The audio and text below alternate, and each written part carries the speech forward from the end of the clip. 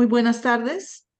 Soy Jimena Perry. Este es un Explorers especial que tenemos hoy en español y me da mucho gusto que son con dos historiadores colombianos, lo cual también me llena de orgullo. Voy a presentarlos.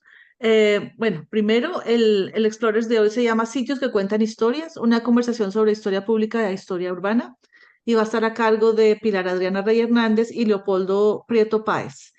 Pilar es historiadora de la Universidad Nacional de Colombia, maestra y doctora en historia egresada del Colegio de México. Sus principales temas de interés son la historia urbana, la memoria y la metodología de historia oral.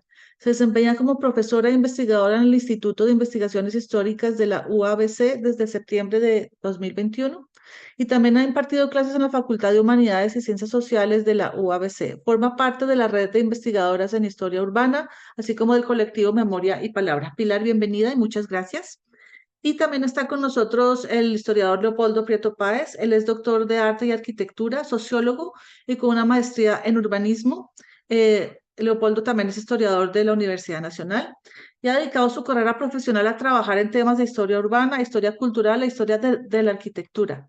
También ha trabajado en asuntos de participación ciudadana y gestión de patrimonio cultural. Ha sido docente en varias universidades y ha publicado varios artículos y participado en varios libros colaborativos sobre estos temas.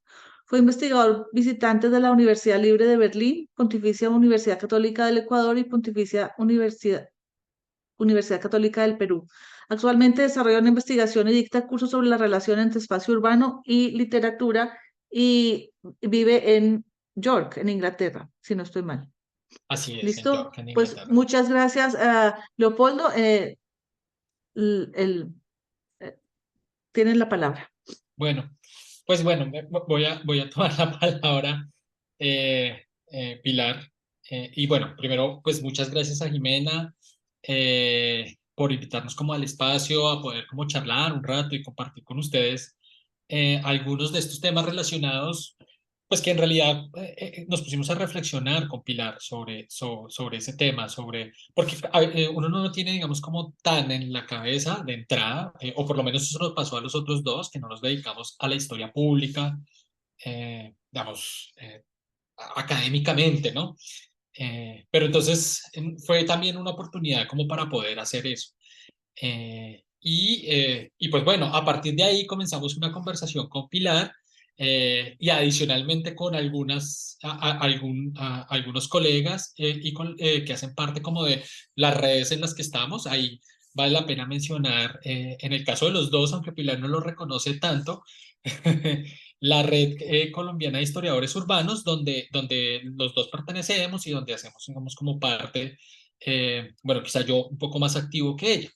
Pero entonces, Pilar, no, nada, yo creo que comenzar un poco sobre eso, porque creo que además los dos tuvimos la entrada a la historia urbana eh, eh, por un tipo, digamos, de abordaje que vincula mucho con la historia pública y que yo no sabía. Entonces, si tú quieres contar un poco acerca de esa trayectoria, de ese vínculo, de esa llegada como muy rápidamente a la historia urbana para luego como hablar un tanto ya específicamente de ese encuentro.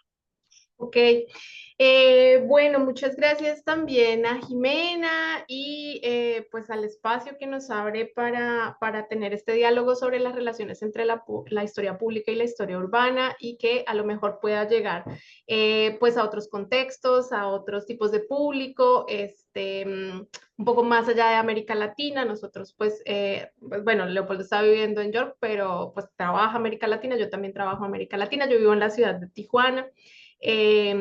Trabajo en la Universidad Autónoma de Baja California, entonces, como que mi perspectiva sí tiene mucho que ver con la historia urbana de México, pero pues también de Colombia, ¿no? Digamos como que mis primeros años de formación estuvieron en Colombia y justamente pues esa es como la manera como yo me acerqué a la historia urbana en primera instancia, pues tuvo que ver con mis años de formación dentro de el pregrado, lo que llaman acá en México la licenciatura en historia. Pero no porque tuviéramos una clase de historia urbana o una optativa de historia urbana, sino porque había algunos profesores del Departamento de Historia de la Universidad Nacional, que fue donde yo estudié, que trabajaba en historia urbana, en este caso era Fabio Zambrano, Fabio Zambrano nos dio a leer los textos de Germán Mejía Pavoni, y entonces ahí fue como que me encontré yo con la posibilidad de que hacer historia urbana era una línea de investigación, era tal cosa como una línea de investigación, y entonces, claro, fue como al principio de la licenciatura, pues del pregrado, y entonces yo no como que, claro, íbamos hasta ahora escogiendo, ¿no? ¿Qué me interesará? Tal vez querré hacer, ¿no? Historia del periodo colonial o independencia, como que a medida que uno va viendo los cursos. Entonces fue en el curso del siglo XIX que me encontré con este tema de la historia urbana, que es como el siglo XIX es un gran momento para los estudios de historia urbana. Y entonces a partir de eso fue que me empecé a vincular, y luego empecé a plantear mis tesis de investigación en relación sobre todo con la historia de la vivienda, y actualmente sobre un poco el poblamiento y el urbanismo popular, que es algo en lo que me estoy metiendo en este momento. Entonces he trabajado sobre historia de Bogotá de finales del siglo XIX, luego sobre la historia de la vivienda, una parte de la historia de la vivienda en la Ciudad de México durante los años 60, y ahorita me encuentro trabajando sobre también los años 60, 70, el urbanismo popular acá en Baja California. Pero hay una cosa, y lo decía que no lo mencionaste, pero hay un enfoque metodológico que tú siempre has utilizado, creo que siempre, si no estoy mal, por lo menos lo recuerdo en tu tesis doctoral, que era la historia oral, ¿no? Que ha sido un vínculo muy cercano que tú has tenido entre historia urbana y, pues yo no sé si un enfoque metodológico o un campo mismo que ha sido la historia oral. No sé si nos quieres contar un poquitico de esos inicios o de lo que ha significado la historia oral en esa relación del estudio con la ciudad, porque yo mismo también hago parte como de esos inicios. Claro, sí, claro, lo que pasa es que como que paralelamente, o sea, estas dos inquietudes, tanto la de la historia urbana como la de la historia oral, fueron inquietudes un poco en mi proceso de formación, pues como historiadora. Entonces, un poco con la necesidad de aprender como nuevas metodologías que a lo mejor en ese momento en el departamento no eran muy trabajadas, pues ahí fue que surgió el colectivo Memoria y Palabra, donde hemos estado trabajando desde hace muchos años con mis compañeras de la licenciatura, y nos acercamos nosotras mismas a estos temas de la memoria y pues de la metodología de la historia oral. Entonces, por ahí hicimos un documental, y entonces como que nos fuimos formando un poco empíricamente a partir de las entrevistas. Entonces, por mi lado, yo como trabajaba ya mis temas de investigación específicos en la historia de la vivienda y en la historia urbana, pues me planteé como una posibilidad también incorporar la metodología de la historia oral a mi tesis, sobre todo a mi tesis de doctorado. Entonces, como que pude conjugar estas dos cosas en esa misma investigación de la tesis doctoral, y considero que efectivamente estos dos encuentros entre la historia oral y la historia urbana permiten la posibilidad de que se puedan realizar algunas estrategias o algunas iniciativas de divulgación histórica o de historia pública como más de cara a la comunidad en general, y es justamente por esta relación que puede existir entre las personas y sus espacios y la manera como recuerdan y cómo se plantean su relación con el espacio y con el pasado. Sí, entre otras cosas, pero yo, bueno, no sé si a Pilar le pasó, pero a mí sí me pasó, ahora que ella lo dice, digamos, creo que los dos tuvimos más o menos el mismo, pues estudiamos en la misma universidad y tuvimos un poco como el mismo trayecto de llegada, aunque trabajamos en escenarios distintos, pero una de las cosas que pasa en la historia oral y en este vínculo con la historia urbana es que uno de alguna manera tiene que volver a contarle a la gente que, pues, qué fue lo que hizo, porque claro, ellos además se lo reclaman, ¿no? Como que le dicen, bueno, pero ¿qué pasó con esto que tú viniste aquí durante meses a hacerme entrevistas, pero ¿y para qué era esto? ¿Dónde terminó?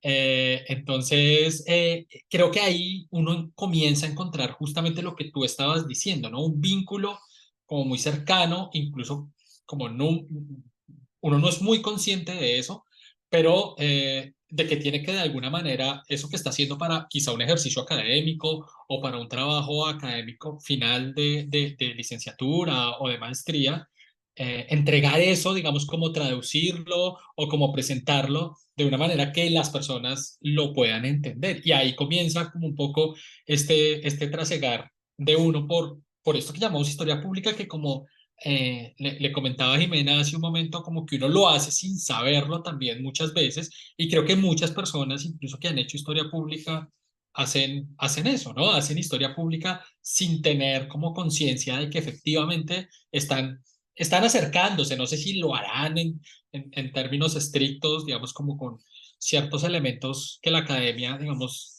ayudará como a fortalecer. Pero ahí hay otra cosa que me gustaría como saber a propósito de lo que he mencionado, Pilar, y es, ah, digamos, de esas iniciativas que pueden ser tuyas o que tú hayas estado cercana a ella ya como en tu trabajo, de los esfuerzos que se hacen por tratar de presentar la historia de la ciudad a los ciudadanos, a quienes la viven, pues en el día a día, todos los días, siempre, ¿no? O a quienes nacieron ahí. Es que quería preguntarte un poco eso. Eh, eh, Dentro de este ejercicio, si tú conoces o puedes identificar o nos puedes contar algo de ejercicios emblemáticos de cómo se lleva la historia del espacio a las personas, a los ciudadanos, no sin antes darle la palabra a Jimena, que nos está pidiendo la palabra, pero ahí. Sí, es que, no, es que tengo una pregunta también pensando en las Ujú. personas que nos van a escuchar después, y también pensando, por ejemplo, la historia urbana para mí es un tema pues que yo no conozco bien. Y tú al principio me mencionaste, Pilar, urbanismo popular. ¿Nos puedes explicar un poquito qué es urbanismo popular? Y después les hago otra pregunta de historia oral, pero después. Ok, ok, sí, no, claro, también es como, sería importante un poco partir de como de como qué es la historia urbana muy, muy, muy de manera muy, muy general, porque a veces podría pensarse que es que cualquier historia sobre una ciudad es historia urbana. Y pues un poco lo que se ha tratado desde el campo, que es un campo pues no muy amplio, pero que está tomando cierta fuerza, es de insistir en que no todas las historias que ocurren en las ciudades son historia urbana, sino que para que una historia sea urbana, tiene que la ciudad ser la protagonista de esa historia. No, por ejemplo, procesos sociales que pasan en las ciudades o procesos políticos que pasan en las ciudades, sino que es la historia misma, el devenir mismo de la ciudad que conjuga lo físico con lo social, lo que está en el centro del análisis. Digamos, ahí podríamos empezar a partir con que eso sería como una definición muy, muy, muy ligera, muy, muy rápida de lo que es la historia urbana. Ahora, con respecto a lo que me preguntas del urbanismo popular, es que, bueno, hay como muchos temas que se pueden abordar desde la historia urbana. Entonces, yo ponía ejemplo de, hay historia de la vivienda, historia de las infraestructuras, de los servicios públicos, de la relación entre el medio ambiente y en los espacios. Hay como muchos temas, ¿no? Que se pueden estudiar. Y dentro de esos, yo he querido empezar a explorar este tema del urbanismo popular porque digamos que habría como dos maneras también de acercarse a la historia de las ciudades.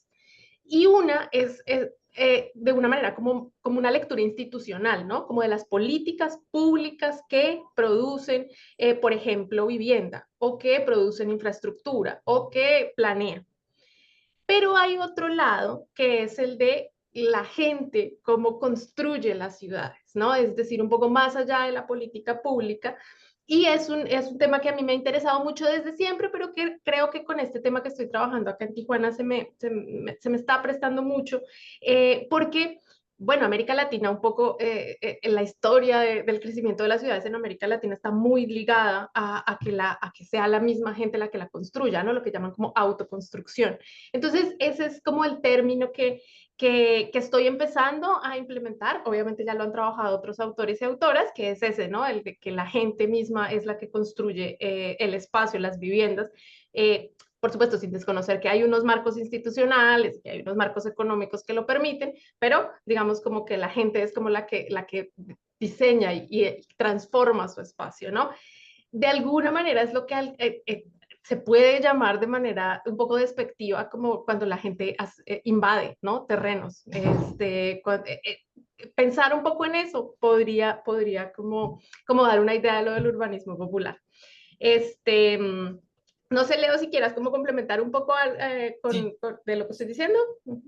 No, no, en realidad es que se me viene a la cabeza que, pues ahora que tú lo mencionabas, que se ha vuelto como un campo, pues se ha vuelto un campo muy importante, pero es curioso que se haya vuelto un campo muy importante hace relativamente poco, porque casualmente las ciudades latinoamericanas generalmente están gestionadas a partir de ese urbanismo popular. Es decir, la ciudad que es planeada, que responde a las políticas, a los planes, a los proyectos, es más bien un reducto muy pequeño si se compara con esa enorme ciudad que se hizo por fuera de esos planes, que resultó de un loteo que hizo un urbanizador que tenía una finca o de una lo que tú acabas de decir, ¿no? Como una invasión que se hace a un pedazo de territorio. Esa ciudad es mucho más grande y apenas hace relativamente poco, bueno, ya llevan como unos, digamos, pongámosle unos 30 años por ser generosos, por lo menos en Colombia, yo no sé si en México quizá un poco más, ha tenido como esa atención cada vez más.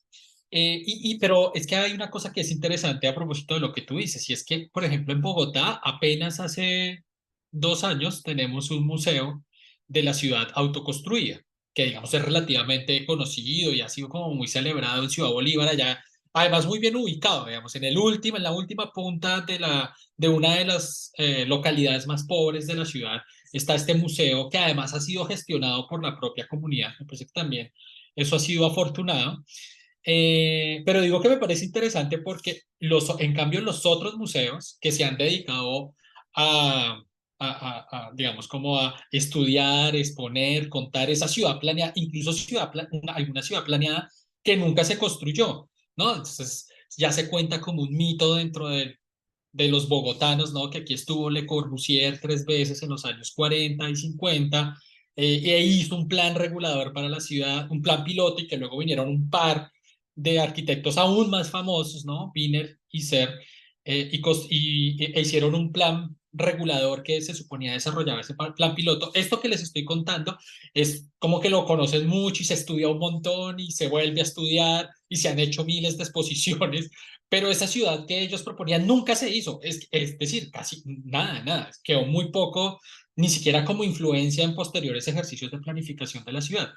Pero esa otra ciudad, que sí fue como la ciudad masificada, ¿no? Casi para utilizar esa palabra afortunada de José Luis Romero, apenas ahora tenemos el primer museo, ¿no? Pues un ejercicio ya mucho más sistemático, con presupuesto para mostrarlo a la ciudad, para contarle a la ciudad que efectivamente así fue como se construyó, con esas luchas, con esos problemas, con esas esperanzas, con esos anhelos. Era un poco lo que se me venía a la mente, ¿no? Como ese museo que ahora sí cuenta esa historia, pero que estuvo como esperando mucho tiempo, más de lo que uno cree que debería haber durado esa espera.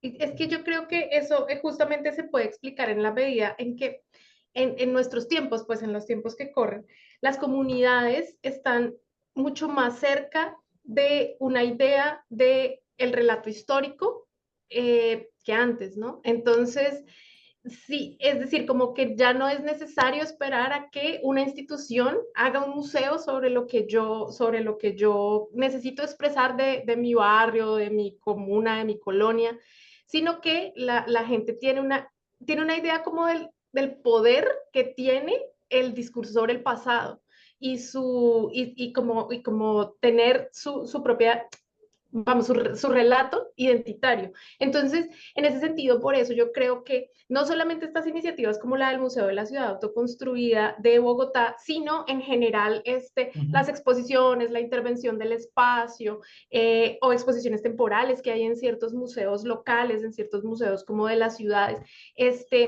hoy las vemos de manera mucho más frecuente y es porque yo creo que los medios de comunicación eh, las redes sociales han llevado mucho más al discurso público el hecho de que la historia es algo que tiene que ver con todos, ¿no? Y con todas. que todas la hacemos y que nuestro pasado tiene que ver con eso, entonces eso tal vez ha hecho que que veamos más en estas iniciativas, por lo menos en América Latina.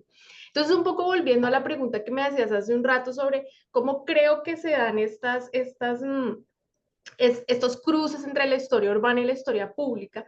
Yo creo que, bueno, ya referimos un poco este tema de los museos, pero que podemos ampliarlo más adelante, pero yo pensaba, por ejemplo, en que hay como una estrategia o una iniciativa que siempre ha ligado estas dos áreas y es la de los recorridos históricos turísticos o la de los recorridos históricos urbanos porque, bueno, eso siempre han existido, y no siempre se hacen pues como que desde la historia urbana, digamos, más especializada, sino que muchas veces se hacen simplemente desde el conocimiento muy general de la historia de unas ciudades, incluso a veces desde como la tradición oral, desde como lo mítico de las ciudades, los espacios míticos de las ciudades, e incluso a veces a partir de bulos, pero siempre han estado como presentes no solamente para el turismo, sino también para los propios habitantes de las ciudades y de las localidades. Y entonces yo creo que en ese sentido, si bien no siempre se hacen desde los historiadores y las historiadoras urbanas, sí logran crear una conexión entre preguntarse, bueno, ¿qué es lo que ha traído a las ciudades hasta acá? ¿Cuál es esa historia de las ciudades que yo puedo conocer, que me puede interesar, que le puedo contar al turista, que explica un poco mi pasado? Entonces yo creo que eso siempre ha existido. Yo misma, siempre que empiezo un tema de investigación, siempre me apunto a todos los recorridos que yo vea. Normalmente los recorridos los implementan las instituciones como públicas, ¿no? Como las secretarías de cultura, ese tipo de instituciones. Pero mucho más recientemente, ante pues que cada vez hay más historiadores e historiadoras como formadas, ellos mismos plantean sus propios proyectos de investigación, sus propias iniciativas, un poco, como emprendimientos, por decir así, de hacer recorridos turísticos históricos. Entonces yo siempre me apunto a esos recorridos. En la Ciudad de México me apuntaba cuando empecé con mi tesis doctoral y aquí en Tijuana siempre lo estoy haciendo. Incluso ahora para mis clases de historia urbana estoy intentando implementar esta estrategia como tenemos, es un proyecto piloto ahí que tenemos sobre fotografía, espacio urbano y pues como la historia del centro de la ciudad, que es un poco como lo que más le llama la atención a los estudiantes y a las estudiantes pues de la licenciatura en historia, que es donde yo doy clase.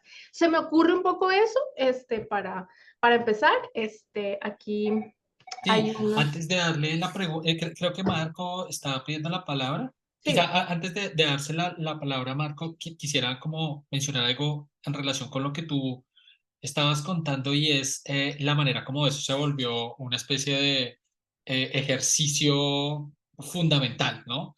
Eh, pero, y digo que es muy interesante porque lo relaciono un poco con algo que me contaba justamente una de las investigadoras que hace parte de la Red de Colombiana de Historia Urbana, de cómo en Medellín, por ejemplo, uno de estos grupos eh, eh, de jóvenes, ¿no? Que vivió, bueno, que no vivió la ciudad de ese momento, pero que conocía la historia, comenzó a armar ya un recorrido especializado, que eso es como la manera como se van sofisticando estas iniciativas. Entonces, desarrollaron el recorrido del punk, que fue, digamos, una manera de ser muy importante digamos, la música punk en el Medellín de los años 80 o 90 se convirtió casi como un emblema de la ciudad y estos recorridos se convirtieron, pues fueron haciéndose tan populares que ahora hacen parte casi como de el ejercicio fundamental de colectivo y que tienen una página y que se volvió también hasta turístico.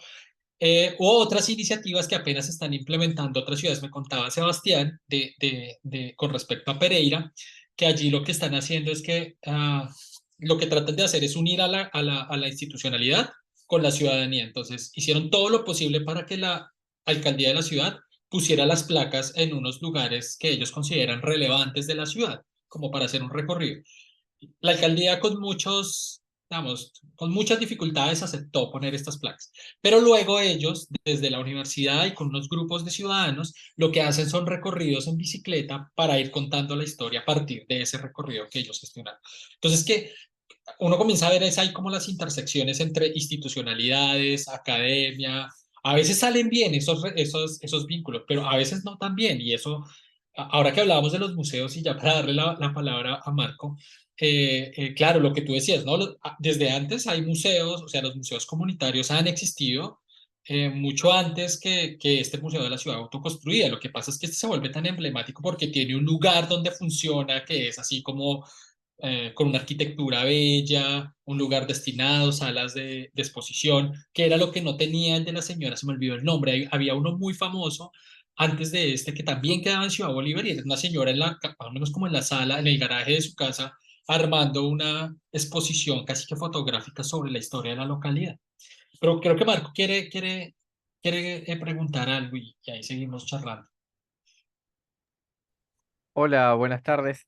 Hola Leopoldo, hola Pilar, hola Michael, Jimena. Bueno, muy interesante lo que están contando. Me atrapó de entrada la propuesta, ¿no? Esto de sitios que cuentan historias, una conversación sobre historia pública e historia urbana. Y en relación a la primera frase del título que ustedes eligieron para la presentación, me gustaría saber si la identificación de estos sitios de memoria, ¿no es cierto? Que ustedes, donde cuentan historia, eh, se produce tal vez a medida que ustedes van conociendo más esa ciudad o ese espacio físico, si se produce por algún testimonio que los conmueve y a partir de ahí ustedes llegan. Me gustaría conocer esa parte interna de la cocina, entre comillas, que los lleva a ustedes después a decir, esto, vamos por acá ahora, ¿no? Digo, por ahí va mi pregunta, espero haber sido claro. Sí, sí, sí, perfectamente. Pues justo yo quería hablar como en un rato sobre la alusión de los sitios que cuentan historias. Justamente porque era como uno de los temas en los que nosotros creíamos con Leo en esta discusión de, bueno, cómo se cruzan la historia pública y la historia urbana. Y es que justamente están estos lugares de memoria, ¿no? Es decir, como que todas las ciudades cuentan con unos ciertos espacios que llaman más la atención por parte como de la comunidad en general y que se asocia con eventos históricos y que se los suele asociar con, por ejemplo, con una historia de larga data de las ciudades, ¿no? Por supuesto, dependiendo como qué tan antiguas sean o no unas ciudades. Por ejemplo, acá en Tijuana, donde yo vivo, es una ciudad que tiene un poco más de 100 años, no tiene mucho más. Entonces, eso también determina un poco cómo se trazan estos como hitos urbanos. Entonces, un poco en este tema, en esta pregunta que me parece muy interesante sobre cómo es un poco la cocina de esto, yo quería poner dos ejemplos sobre estos lugares que cuentan historias, que como les digo, como yo considero que para una persona que habita una ciudad, y todos los espacios que están asociados con su memoria y con sus recuerdos son efectivamente susceptibles de ser entendidos como lugares a historiar desde el punto de vista de la historia urbana, ¿no? Mi barrio, mi colonia, mi escuela, todos estos espacios creo que son susceptibles de análisis por parte de las personas porque están asociados a la memoria y al recuerdo.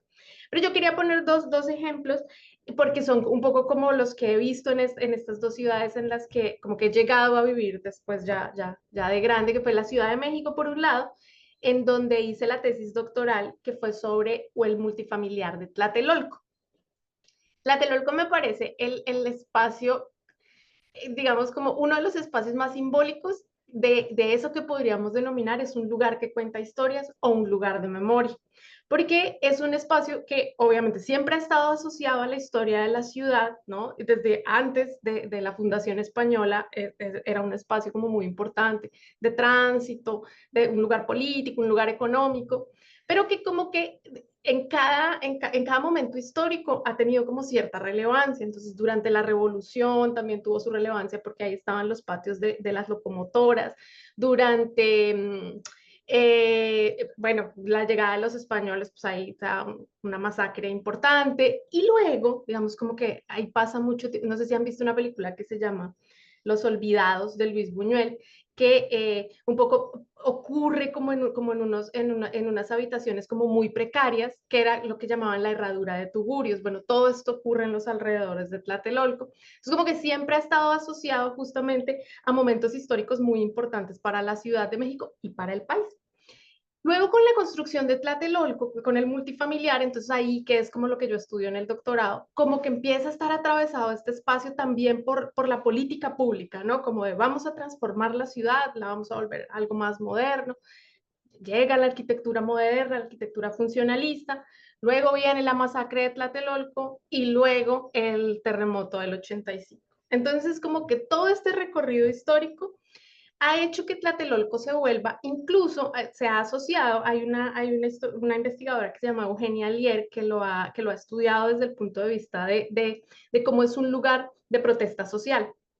Entonces, se lo ha asociado incluso en las guías turísticas desde los años 60, 70, como un lugar que le propone a la gente que vaya y lo vea, en su momento por la modernidad, en otros momentos porque ya se lo asociaba incluso con esto que denominan turismo tanatológico, que está un poco asociada a la muerte y etcétera. Y más recientemente, Tlatelolco se ha vuelto un lugar de protesta social, ¿no? Si al Ángel de la Independencia se va a celebrar, a Tlatelolco se va a protestar. Esto lo dice Eugenia Lier.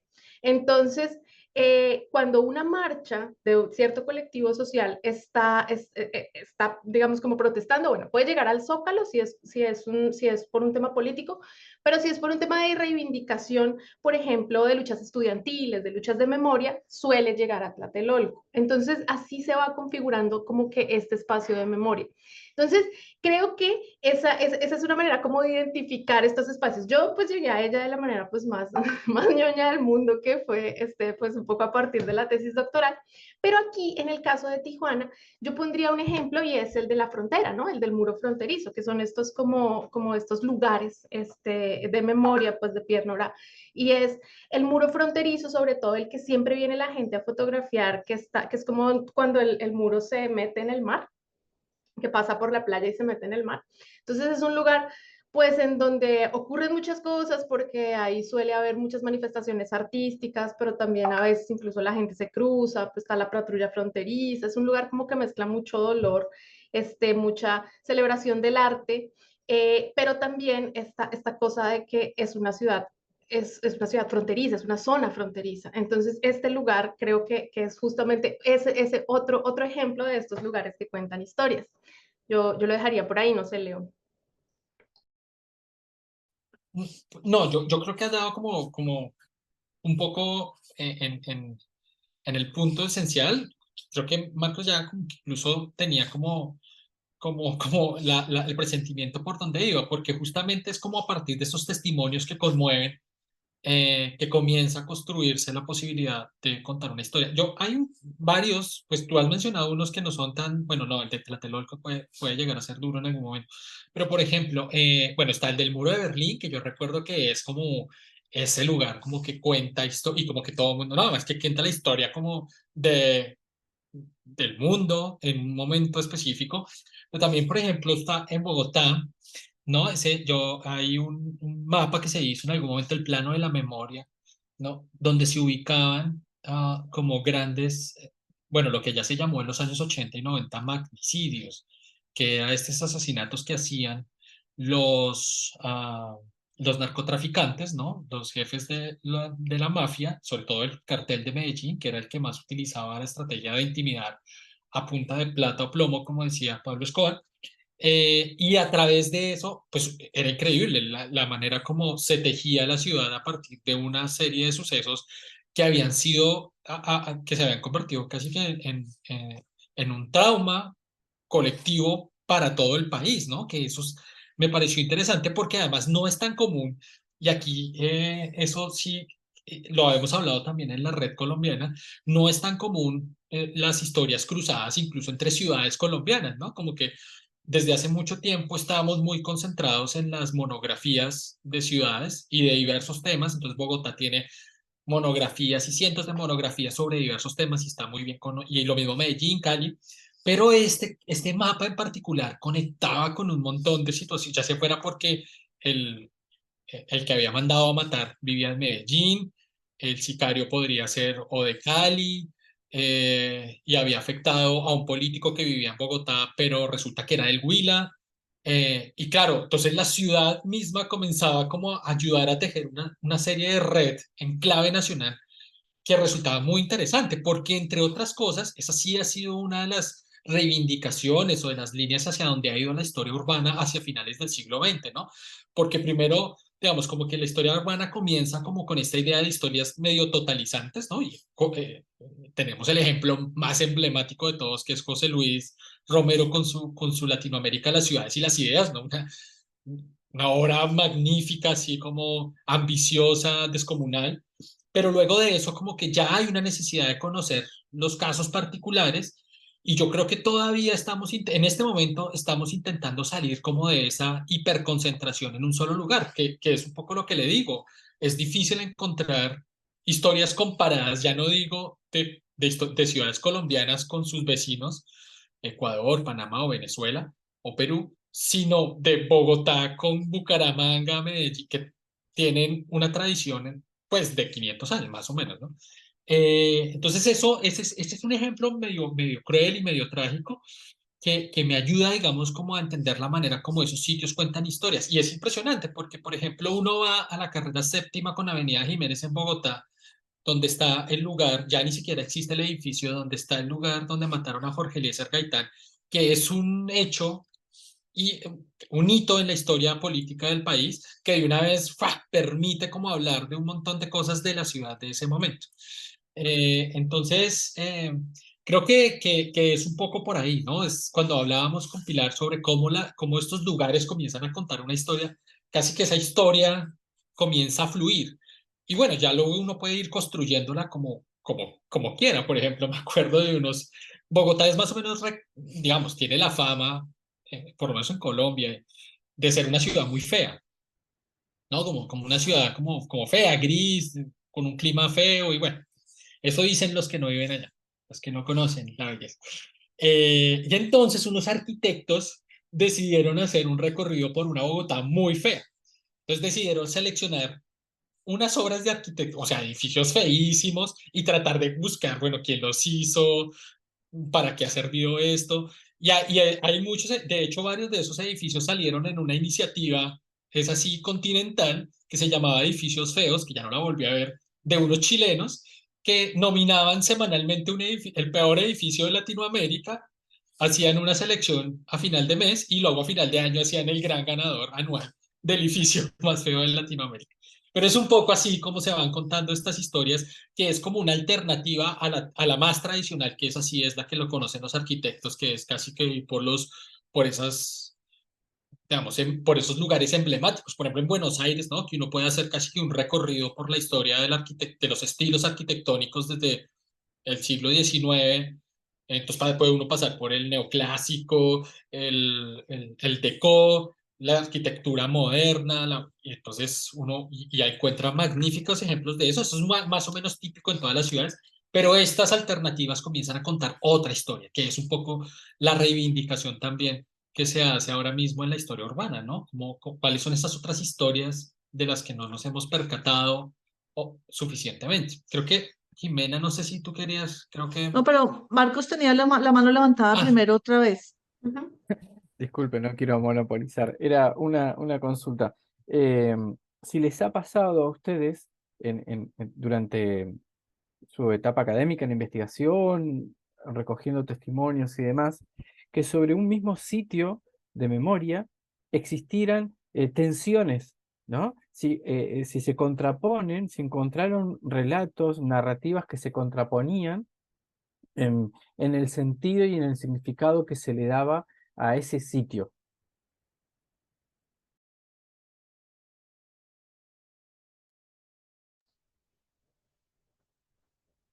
no sé, Pilar, si tú quieres, a mí se me viene uno a la Sí, mente sí, sí, sí. automáticamente, que es eh, el edificio Mónaco en Medellín, por ejemplo, ¿no?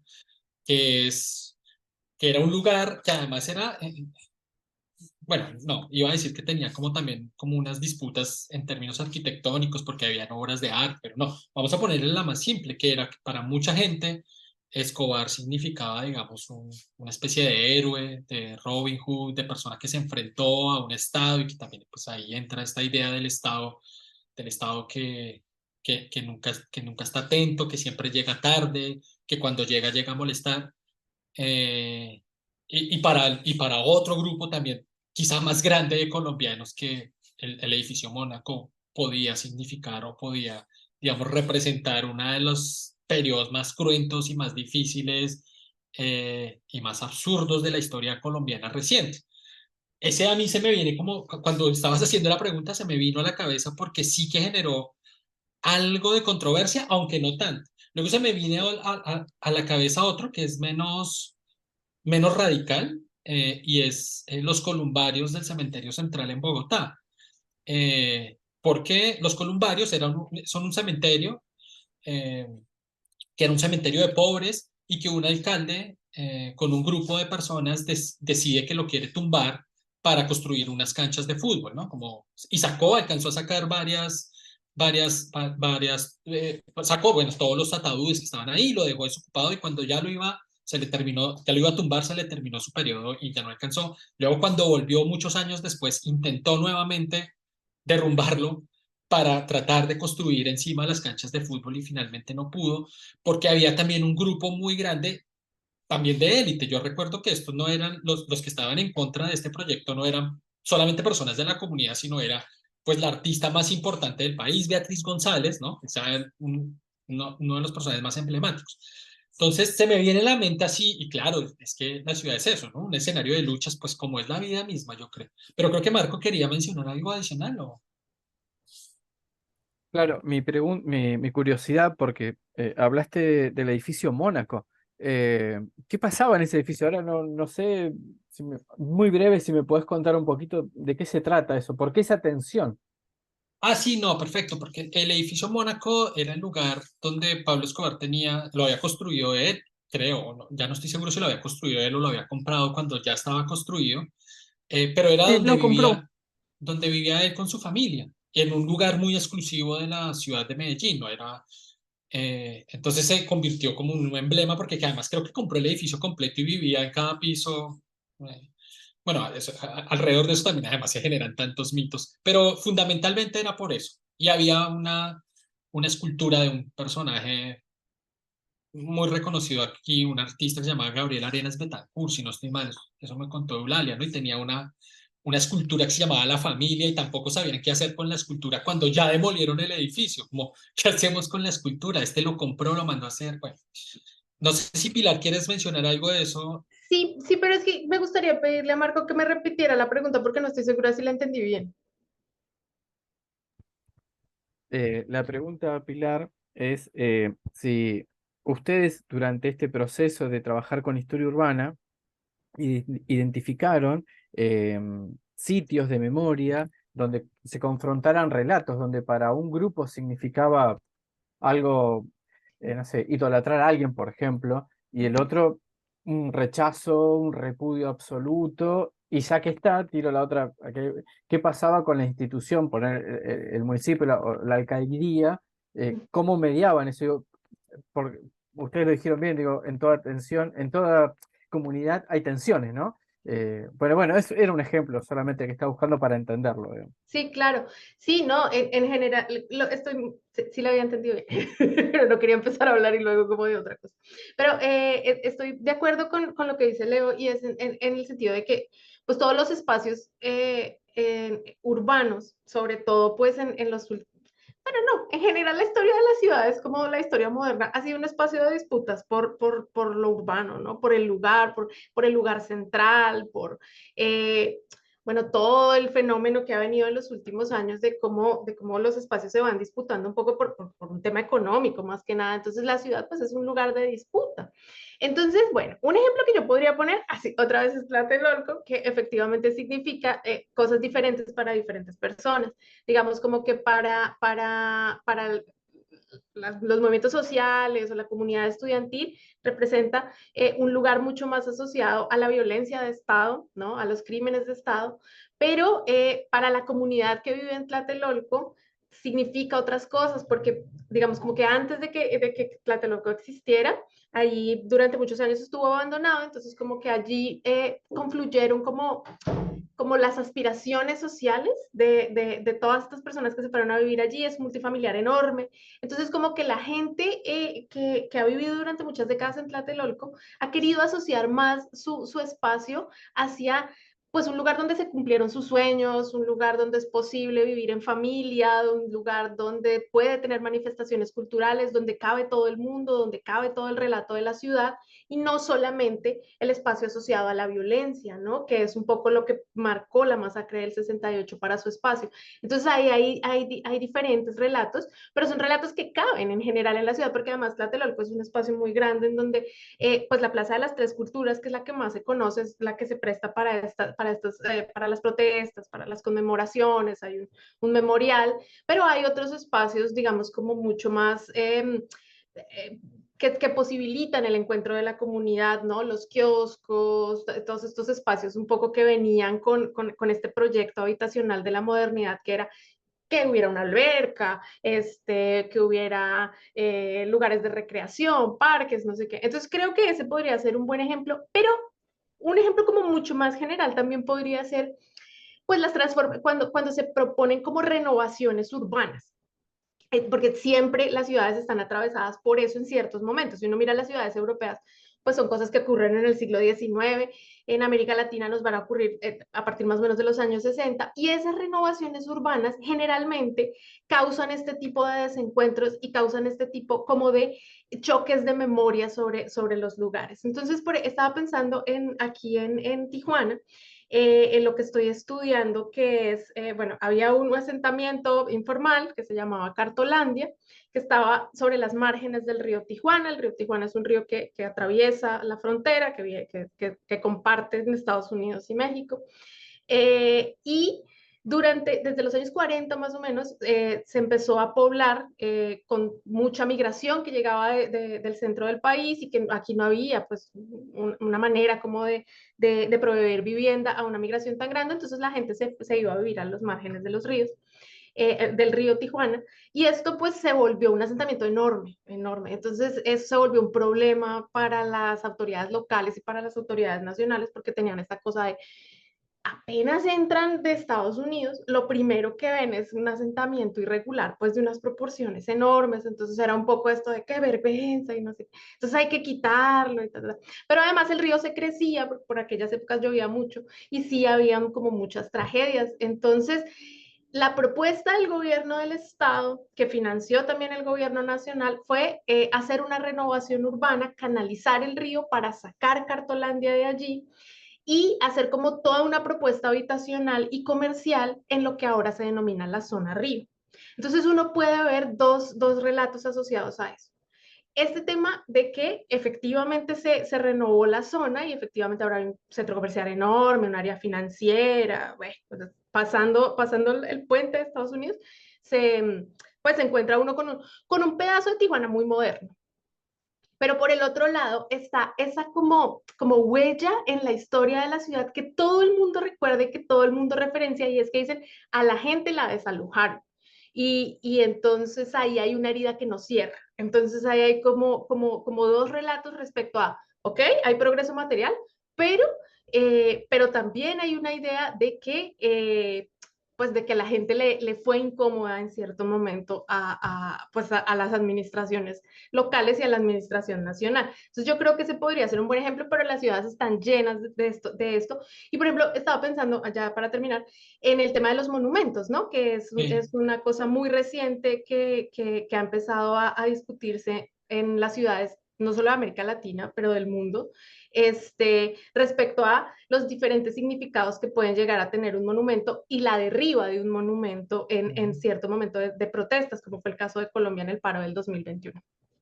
Sí, que ese del monumento me parece. Ah, bueno, sí, no, No, si quieres. es que tengo una pregunta antes de que se me olvide porque está muy relacionada con lo que está diciendo Marcos y con lo que estabas mencionando tú, Leopoldo, del edificio Mónaco de Pablo Escobar.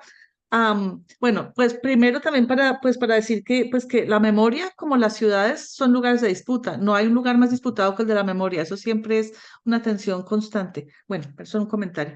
Em, Hace como un mes me enteré de que habían demolido en Medellín el Museo de Pablo Escobar, el cual yo no sabía que existía. Entraron, después de muchos años de intentos de quererlo derrumbar, no habían podido hasta que por fin entraron los bulldozers y lo acabaron, que revivió toda la discusión que hubo cuando derribaron el edificio Mónaco, que había personas que no lo querían derrumbar, otras personas que sí lo querían derribar y que ahora es un parque de memoria. Yo quiero saber no tanto lo que dicen los historiadores, sino ustedes, ¿cuál es su opinión como historiadores con respecto a la memoria? ¿Esos lugares los debemos quitar o los debemos preservar? Vas, Leopoldo. No sé, es que yo, bueno, creo que tú tienes una posición, digamos, porque la pregunta de Jiménez es ¿qué posición tenemos? A mí, en realidad, yo siento a veces viendo los toros desde la barrera, porque justo iba a decir algo en relación con esto, con algo que se vuelve opción, digamos, como un escenario de disputa que nunca fue. Estaba pensando en el monumento a los héroes. Era un monumento relativamente feo, que a nadie le interesaba, estaba a la mitad de una avenida. Allá estaba el monumento a Bolívar, que había sido parte de la celebración del centenario de la independencia en 1910, pero nadie sabía y a nadie le importaba, ¿no? De un momento a otro viene el proyecto del metro y dice que lo va a tumbar, y bueno, algunos patrimonialistas, pero en realidad fueron pocos, unos cuantos académicos, no, ¿cómo van a tumbar el patrimonio? ¿Qué van a hacer? Eh, pero luego viene el paro del 2021, ¿no?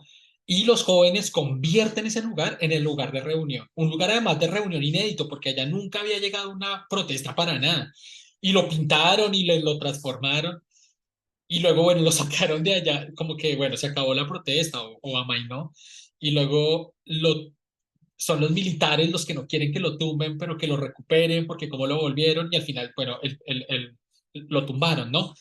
Pero fue como que todas las disputas pasaron muy rápido y no hubo tiempo de procesarlas, pero se fueron. Ahora bien, yo no sé si con lo que pasó, creo que ahí Pilar tiene como, ella ha reflexionado, además, ha escrito sobre eso, sobre lo que pasó con los monumentos, que eso ya había ocurrido en Perú, en la Plaza de Lima, ¿no? Con el monumento a Pizarro, que al final sí lo tuvieron que sacar, que aquí en Bogotá se volvió algo como inédito, ¿no? Quitar al fundador de la ciudad, Gonzalo Jiménez, derrumbarlo, ¿no? Escoger y tirar al piso algo que no lo habíamos visto. Yo no recuerdo haber visto esto. Pero creo que ahí sí Pilar tiene más para decir porque estuvo reflexionando y escribió justamente sobre eso. Sí, y es que, gracias, y es que pues lo escribimos con memoria de palabra sobre lo de los monumentos que se derribaron en el paro del 2021. Entonces, nosotros ahí tenemos una posición como clara respecto al derribo de monumentos, eh, pero claro, aquí se cruzan varias cosas, y es que Jimena nos pregunta, por ejemplo, por cuando se derriba un museo que puede llegar a ser polémico, ¿no? O sea, como que representa solamente como los intereses de un cierto sector de la sociedad, pero no lo recoge a todo, pero hay que tumbarlos, hay que quitarlos del espacio porque llegan a ser molestos en cierto momento respecto como al recuerdo, a la memoria en ese momento como hegemónica, la que vaya mandando la parada. Entonces, es una cosa como complicada, pero yo a lo que le apuesto justamente es que esas cosas siempre tienen que ser mediadas por el diálogo entre lo que piensan las comunidades en su diversidad, la academia que tiene que decir también, aunque bueno, pues no tendrá que decir algo, pero pues no necesariamente tomar la decisión, y las instituciones un poco de patrimonio como mediadoras, ¿no? De esos encuentros y desencuentros. Esto es una cosa que ha ocurrido siempre, ¿no? Yo leía cuando estábamos escribiendo ese artículo, yo leía un poco como que todo este tema de los monumentos había sido tan importante en la celebración de los centenarios porque pues eran ciudades muy pequeñas, eran ciudades donde se necesitaban estos símbolos, pero que, y lo reflexionaba con mis amigos escribiendo, era como de, claro, yo no, eso, yo ni siquiera había visto ese monumento, no sabía que estaba ahí, o sea, para mí no significaba nada porque hoy en día los edificios son mucho más altos, los han tenido que trasladar de un lugar a otro porque fueron perdiendo relevancia en el entramado urbano. todo es más alto que ellos. Los buses de Transmilenio son más altos que los monumentos. Pasan pasos a desnivel, se transforman las vías.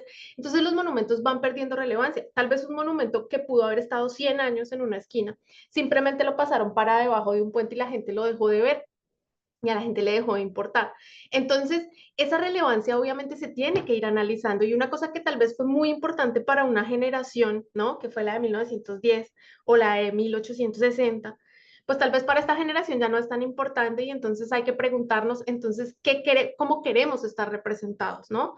El tema de los colonizadores, ¿valdrá la pena seguirlo metiendo en el relato? Y con esto yo no quiero decir pues hay que tumbar todo y renovarlo, pero pues justamente por eso creo O sea, que la intermediación de los museos y de las instituciones es importante un poco para que se puedan preservar en otros espacios, ¿no? En los museos, pero ya, porque de todas maneras el espacio es el espacio que construimos entre todos y todas, ¿no? o bueno, o también puede ocurrir que uno de esos monumentos se convierta en el eje de la ciudad, como sí pasó, es decir, como pasa en la Plaza San Martín de Lima, es el lugar fundamental de la ciudad, sin duda. Allá llegan las protestas, las marchas, las convocatorias, las alegrías, las tristezas, las rabias colectivas. Desembocan en esa plaza, no en la Plaza de Armas, ¿no? Que es interesante, que fue el monumento construido para celebrar el centenario justamente en el 21. O sea, quiero decir, a veces ocurre que hay una especie de consenso, es decir, allá llegan los de izquierda y los de derecha y o sea, todos llegan a ese lugar como que de alguna manera los representa, que también eso puede ser interesante desde cierto punto de vista, ¿no? Como, y marca la ciudad y la estructura urbana no cambia desde entonces y la plaza fue diseñada para ese monumento y ahí está desde entonces que es el otro, digamos, sería como el otro, la contracara. Pero Marcos quiere como mencionar algo, contar algo. Sí, primero decirles que me encanta lo que están contando. Estoy como muy anotando y demás. Esta pregunta que ofreció Pilar recién, ¿cómo queremos estar representados? Yo la agregué en los sitios de memoria urbana, ¿no? La anoté en mi cuaderno porque me va a servir para un programa que estoy pensando. Y después le quería contar dos ejemplos muy chiquititos. En San Carlos de Bariloche, en la zona andina de la provincia de Río Negro, en Patagonia, Argentina, hace poquito tiempo se derribó un monumento que es el monumento al general Roca, quien fue el militar argentino que en 1879 encabezó la campaña al desierto, como se le llamó aquí. Luego de mucha disputa y debate, se saca ese monumento. En esa ciudad muy emblemática, porque es turística, porque tiene un montón de condimentos, y ahí se saca, ¿no? Eh, Aquí en Neuquén el monumento continúa, estoy en la ciudad de Neuquén, también Patagonia Norte, de Argentina, eso está. Digo, como para mostrar que no todas las ciudades, ¿no?, resuelven de la misma forma, y eso no quiere decir que se acepte ideológicamente o políticamente lo que hizo Roca, sino que, no sé, tiene otro sentido o llegará el momento en que se decida más fuertemente o no. Ese es un ejemplo. Y el segundo ejemplo, donde es en la ciudad de Neuquén, capital, en el monumento al General San Martín, que es como el punto cero de la ciudad, el kilómetro cero, allí nos reunimos cuando eh, ganamos el mundial, ¿no? Algo positivo, todo el mundo confluye, o cuando hay una marcha sindical o gremial muy fuerte, o los 24 de marzo de cada año, cuando renovamos, ¿no? Esto de repudiar lo que fue el golpe de Estado cívico-militar. Digo, en ese espacio físico, en ese monumento, confluye todo. Todo lo que se acuerda. Es como, ¿a dónde nos reunimos? El Monumento General San Martín y de ahí partimos. Entonces, quería contar esos ejemplos porque me parecen que dan cuenta de las diferentes interpretaciones que le damos y lo que significa para uno una cosa y a veces para todo distintas cosas. Quería compartir esas anécdotas nada más. Marcos, hay una cosa que se me viene a la cabeza antes de leer la palabra Jimena, ya seguramente para ir cerrando. Es que, pues ese es el típico dilema que hasta aparece en Los Simpsons, ¿no? Que el típico lo predijo Los Simpsons, que es el capítulo de Lisa la iconoclasta, donde ella descubre que Jeremías Springfield es una especie pues, de falsedad.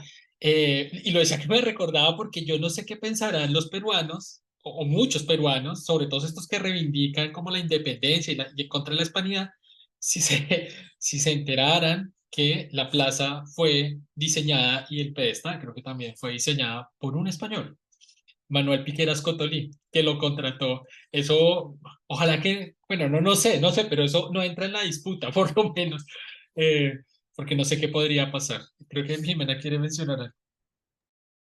Sí, no es para ir cerrando, tenemos tiempo, no, sino que esto también me trae a la memoria un ejemplo chiquito que voy a mencionar. Cuando murió Tiro Fijo era el líder de las Armadas Revolucionarias de Colombia, las FARC.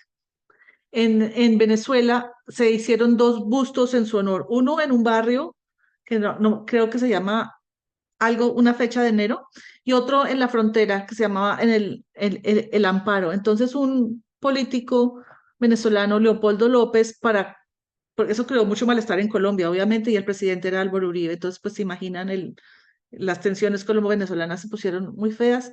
Entonces, Leopoldo López dijo que para congraciarse con Colombia iba a tumbar el busto de Tiro Fijo en la frontera y fue y lo tumbó, pero el busto que tumbó por equivocación fue uno de Fidel Castro, pensando que era el de Tiro Fijo. Y eso sí es una confusión muy chistosa. Eso es una confusión muy chistosa, pero bueno, eso es otro tema. Eso era todo. No,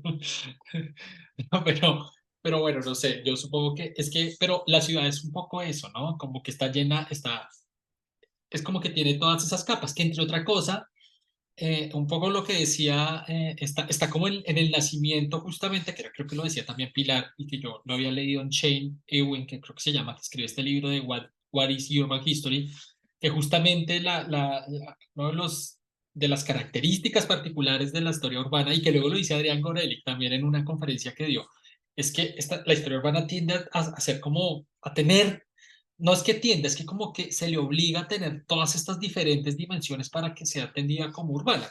Pilar lo simplificaba un poco más y decía, bueno, donde tiene que estar lo físico y lo social, y que luego yo recuerdo que Adrián Gorel decía que el historiador urbano podía utilizar de una manera tranquila un informe de un político, un informe de la cloaca de la ciudad, un cuadro de un artista y una poesía, ¿no? Y que todas esas podían ser sus fuentes para construir una historia de la ciudad. Pues, pues bueno, yo creo que aquí uno se podría quedar hablando un montón. Yo tengo Eh, una última pregunta que es una pregunta un poco de tema diferente, pero que me interesa mucho y es con relación a la historia oral, que Pilar mencionaba al principio que la historia urbana usa muchas fuentes orales. Quisiera que me contaras más de eso, Pilar. Entrevistas o ya, digamos, tradiciones orales y cuando ustedes, por ejemplo, un historiador urbano sale a hacer trabajo de campo o hacer como trabajo etnográfico y hacer entrevistas o son solo, digamos, tradiciones orales que han estado escritas antes, que me contaras un poquito más de eso. Pues muchas gracias. Sí, yo creo que tiene que ver con el enfoque de la investigación cuando se plantea. Normalmente las historias urbanas que se hacen, incluso de épocas recientes, o sea, como de las últimas décadas del siglo XX o primeras del XXI, no necesariamente echan mano de la historia oral. Porque pues hay justamente el ejemplo de Adrián Gorelick, o sea, para estudiar a la ciudad hay muchísimas fuentes, ¿no? Entonces está como la prensa, los archivos, los planos, la fotografía histórica, la misma arqueología de la ciudad. Entonces hay como mucho de donde echar mano. Y por lo que yo he visto, por lo menos en el caso mexicano, que es al que me he dedicado más en los últimos años, es que se suele privilegiar un poco la documentación escrita, ¿no? Sobre todo como lo que producen las entidades públicas, lo que se puede mostrar un poco de, bueno, así se transformó la ciudad, estos son los decretos, cuánto costó la industria, sí, cuánto cemento, cosas así. Y se deja un poco de lado la experiencia de habitar la ciudad. Esto había sido un primer esfuerzo de historia urbana que lo hicieron en el Instituto Mora, la doctora Graciela de Garay, con el multifamiliar Miguel Alemán. que fue un ejercicio muy bonito que hicieron sobre, pues reconstruyeron un poco la historia del multifamiliar Miguel Alemán, pero luego se fueron a preguntarle a la gente un poco cómo había sido su experiencia de habitar en un multifamiliar que hicieron en los años 40 del siglo XX, hicieron un documental, pero como que siento que ahí se quedó y que luego la historia urbana, que hay que repetirlo, no es... si se la compara con la historia social, con la historia económica, con la historia política, no es la línea más numerosa en donde aparezcan como más estudios, pero sí siento que deja un poco de lado la experiencia social. A mí me parece que si es, al hacer historia urbana se utiliza la historia oral, lo que se debe privilegiar es la experiencia de las personas, el recuerdo y la memoria de las personas. Es decir, no tanto para ir por datos, sino para ir por recuerdos, ¿no? Es un poco a lo que yo le apuesto. Pero, por supuesto, habrá quienes lo consideren de otra manera, pero a mí me parece que es como en donde más riqueza puede tener el uso de las entrevistas. Ahora, este tema es como fascinante sobre si uno como historiador urbano va a hacer trabajo de campo, porque yo siento que los historiadores sí y las historiadoras cogíamos mucho de eso, de que nos gusta estarnos mucho en la biblioteca y sentados en el cubículo y no tanto ir a hacer este trabajo de campo, que creo que sí le da una dimensión muy diferente a los estudios que se pueden hacer. En el caso mío, por ejemplo, cuando llegué acá a Tijuana, pues era como de, bueno, yo voy a escribir con una ciudad que yo no me he andado, que no me he caminado, que es muy diferente a, por ejemplo, si yo fuera a escribir sobre Bogotá, que uno sabe pues cada calle, etcétera, pues hay que ir y hay que bajar los cerros y etcétera. Tijuana es una ciudad muy diferente a cualquiera que ustedes conozcan de América Latina. Entonces, pues hay que ir y conocerla y creo que sí es importante hacer ese trabajo de campo de ir y hacer entrevistas, pero también ir y conocer y andar y ver cómo son las calles. Para eso lo chévere es que pues cuando uno da clases, los estudiantes de licenciatura sobre todo son siempre los más animados y las más animadas de ir a hacer trabajo de campo con uno. Entonces yo creo que estoy iniciando con eso, sobre todo porque estoy trabajando, bueno, trabajo siglo XX como mediados de siglo XX, entonces eso le da como una perspectiva diferente a si uno está trabajando como el 19 o incluso el 18. Entonces, pues nada, eso sería lo que quisiera contestar. No sé, Leo, si quisieras decir algo. No, una cosa muy pequeña también, ya como para cerrar y dejarlos descansar. Es que yo sí creo que es que tengo la sensación, ahora no lo puedo decir como contar, porque digamos, no lo he estudiado, simplemente es como una especie de percepción que tengo a partir de lo que he hecho, y es que el tema de la historia urbana y ese vínculo con la historia oral sí comenzó antes, que, mejor dicho, comenzó fuera de la academia, antes de que llegara, digamos, como a la academia. Porque lo que creo que se lo estaba contando a Jimena antes de comenzar, esas iniciativas que hubo, que fueron institucionales, que cuente la historia de su barrio, que además se llamaba así, ¿no? Como Recuerdos de mi barrio, que fue el primer programa que me lo contó la colega, esta colega que hace parte de la Red Colombiana de Historia, que está haciendo un trabajo sobre eso, Eulalia. Ella me contó que el primer programa de estos fue en Cali en 1984, Recuerdos de mi barrio. Luego hubo uno en Medellín en 1987 que se llamaba Medellín Concurso Escriba la historia de su barrio. Y luego vino el que fue, pues, el que yo reconocía y que creo que fue un poco más grande porque tenía un poco más de presupuesto, que era Bogotá Historia Común, que todos eran las personas digamos, haciendo la historia de su barrio, y en general se le daba mucha predilección a la historia oral, porque era vaya entreviste al señor presidente de la Junta que llegó, al que fundó el barrio, a la señora que trajo la primera tienda, porque claro, no había como los vecinos o las personas que estaban encargadas no siempre tenían como la facilidad para utilizar unas fuentes escritas, buscar en los archivos, era más difícil. En cambio, las fuentes orales las tenían ahí al lado, era ir y preguntarles y un poco tratar de ponerlo escrito. Y tengo la sensación de que ellos comenzaron primero, digamos, a explorar como esa estrategia metodológica que los mismos, pues, académicos, porque yo no recuerdo una historia así como de Bogotá, escrita en la academia, como de los años 80 o 90, pues puede que la haya, digamos, sino que no existe. Siempre que uno dice no existe, sale alguien con y se veía que sí, pero no, por lo menos no era tan famosa, o sea, no era así como que uno dijera, y claro, la historia oral es una línea de investigación en el Departamento de Historia de la Universidad Nacional o de los Andes, no, eso no era, quizás los antropólogos estaban más sensibilizados, o incluso los sociólogos, pero pues cada uno estaba como preocupado de otras cosas, digamos, los sociólogos sobre todo, que era un grupo que yo conocía más por las cosas más grandes, ¿no? Los macro relatos, no por estas cosas del bar. Sí, eso un poco. Ok. Sí, no, tienes razón, porque también tiene que ver con, pues, con la emergencia de la historia oral en América Latina, ¿no? Que justamente son esos años. Y que la historia oral, pues sí se trabajaba desde la historia, pero también desde la antropología. Entonces, por eso como que sí puede haber como esta como separación entre la historia urbana y la historia oral. Pero yo creo que hay un campo de oportunidad bastante importante, sobre todo pues, para los estudiantes y las estudiantes que estén interesadas en estos temas. Por ejemplo, aquí en Tijuana, yo creo que es un tema que tiene muchísimo potencial, porque como les contaba, pues es una ciudad que tiene pues relativamente poco tiempo de haber sido fundada, entonces como que los temas son muy del siglo XX y hay mucho esta pregunta, pues obviamente por la frontera, pero también un poco por cómo ha crecido la ciudad y una de las principales fuentes sí es acá la historia oral, o sea, aquí en Tijuana no existe tal cosa como puede pasar todavía en otras partes que digan que la historia oral es polémica o es una fuente que tal vez aquí no pasa eso porque es una de las principales fuentes que tenemos. Pues por supuesto ya también hay mucha documentación, pero la historia oral es bien importante.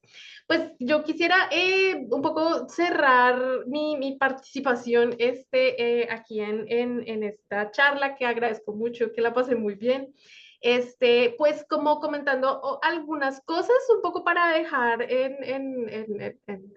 como interrogante, sobre justamente qué otras manifestaciones o qué otras posibilidades de relacionar la historia pública y la historia urbana habíamos pensado con Leopoldo, habíamos pensado justamente en todas estas historias barriales nos comentó Leopoldo, que también aquí ahí en México pensaba a una que se llama Historias Metropolitanas, que la hace la UAM Coajimalpa en la Ciudad de México y que ya tiene realmente, yo creo, por lo menos unos 15 años o más, recopilando testimonios de personas que empezaron con el poniente de la ciudad, pero creo que ya se está extendiendo más. Tienen un programa de radio que se llama así, Historias Metropolitanas, que pasa por Radio One, pero también tiene su canal en Facebook. Entonces, ya hay muchas de estas iniciativas, pero también hay muchas iniciativas como por parte de la gente en el sentido de subir fotografías históricas, de tener cuentas de Instagram, de tener cuentas de Facebook. Por ejemplo, pensaba yo en la Ciudad de México en El Tiempo,